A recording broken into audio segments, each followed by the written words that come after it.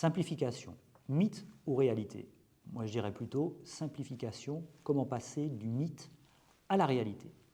En effet, quand on parle de simplification, en fait, on utilise un mot valise, une injonction.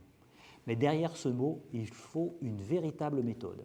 Et à mon sens, une démarche de simplification qui soit efficace doit reposer sur 4 piliers. Le premier pilier qui s'adresse à l'État, c'est celui de l'humilité.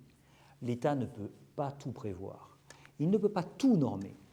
Il faut accepter, il doit accepter que les professionnels sur le terrain aient une expertise, une connaissance fine des réalités.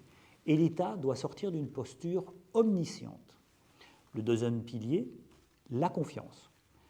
Ce n'est pas normal que sur une année, celle de 2024, 30% des avis du CSC2E soient négatifs et que, malgré cela, les textes passent tels quels.